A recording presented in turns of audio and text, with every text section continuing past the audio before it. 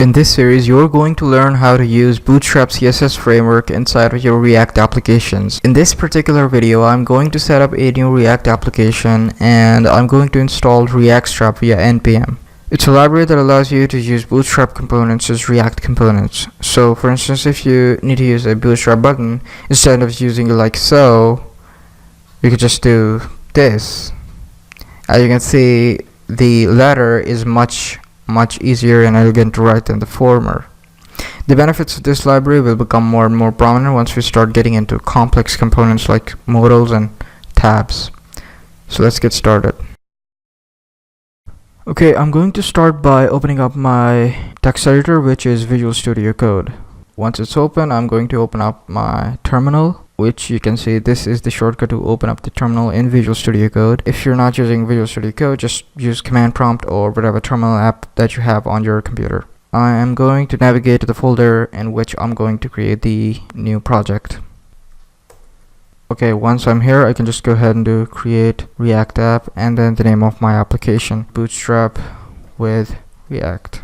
Of course, if you haven't installed create React app, what you can do is type in npm install -g create React app, and that will basically install this particular command that will allow you to generate React applications. Okay, that's done. Now we can just cd into that directory and then open this up in a new window. I'm going to close the previous window, maximize the current one, and then just run npm start to start our React application. So while it's doing its thing, what I'm going to do is open up the Reactstrap documentation. So Reactstrap is the library that we will be using to make use of Bootstrap components. I'm going to open up this website, and in their installation guide they show you that you have to install Reactstrap, and before you actually install Reactstrap you need to have Bootstrap in your project. This is the proper way. I'm just going to open up a new terminal window and then go ahead and install --save Bootstrap Reactstrap. While they're being installed, I can just add this import statement in my index.js file. So index.js, paste this here. This will basically import the Bootstrap style sheet. So now whenever I need to use a Bootstrap component, I can just import it from the library. So for instance, if I go to the app.js file, I'm just going to remove the logo and CSS file here, and I will import the button from Reactstrap.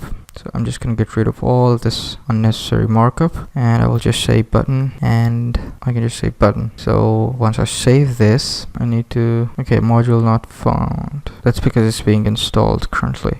Let's just wait for it to install. Okay, that's installed now. I can just go to localhost 3000, and as you can see, a button is being displayed here, and this is, of course, the styling is coming from the Bootstrap file.